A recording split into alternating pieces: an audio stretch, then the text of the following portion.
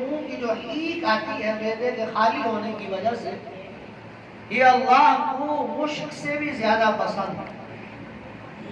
خوشبو میں سب سے عمدہ ترین خوشبو مشک ہے، سب سے اچھی خوشبو ہے، اس سے بھی زیادہ اللہ کو روزہ دار کے منہ کی حیک پسند ہے۔ اسی طرح ایک اور روایت بخاری اور مسلم کی ہے، متفق علیہ روایت ہے، فرمایا رسول اللہ صلی اللہ علیہ وآلہ وسلم نے، كل عمل ابن آدم يضاعف الحسنة بعشر أمثالها إلى 700 ضعف۔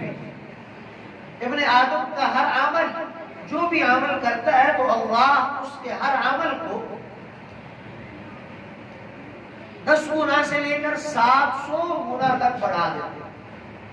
قرآن کریم کا اصول ہے عام عمل کے لیے من جاء بالحسنہ فلہ عشر امثالها، ایک نیکی کی اللہ 100 سے لے کے 10 سے لے کے اس کو 700 گنا تک بڑھا دے۔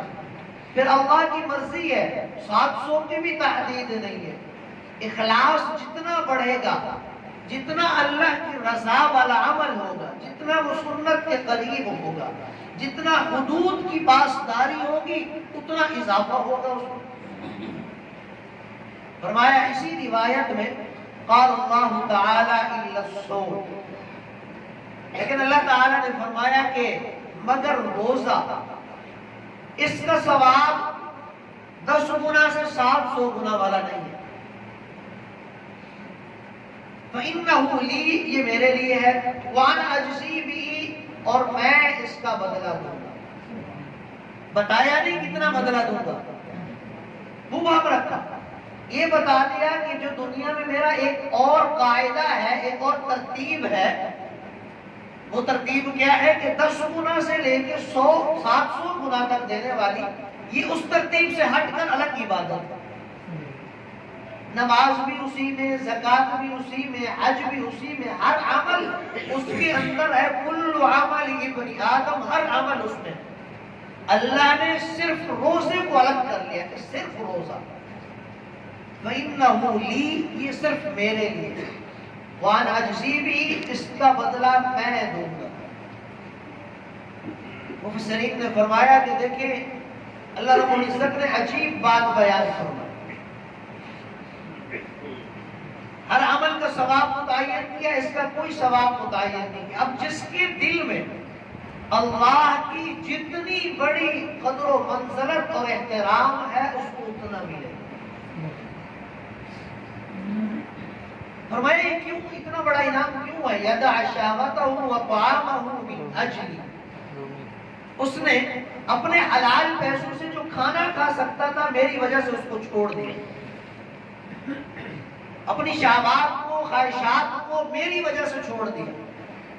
فرمایا پھر اس کے لیے یہ اللہ اتنا بڑا انعام عطا کرتا۔ اس لیے فرمایا الصوم لی وانا اجزی بی، یہ دوسری روایت میں وانا اجزا بی، میں خود اس کا بدلہ دوں گا، یا میں خود اس کا بدلہ ہوں، میں خود ہی اس کا بدلہ ہوں۔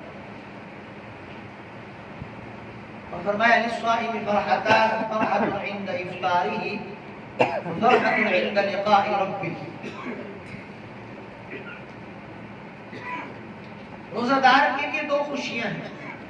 پہلی خوشی تو یہ ہے کہ جب وہ افطار کرے گا، فطر افطار کو کہا جاتا ہے، روزہ افطار کرتا ہے شام کو، سارا دن کی بھوک پیاس ہوتی ہے، اور اس وقت اس کو تھوڑا سا بڑا خوشی محسوس ہوتی ہے کہ جب وہ روزہ افطار کرتا ہے سارا دن سے۔ اور دوسری خوشی فرمایا کہ عند لقاء ربی، جب وہ اپنے رب سے ملاقات کرے۔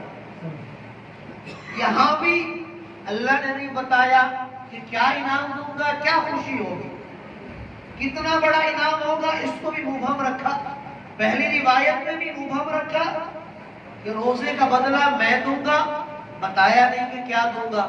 یہاں بھی فرمایا جب مجھ سے ملاقات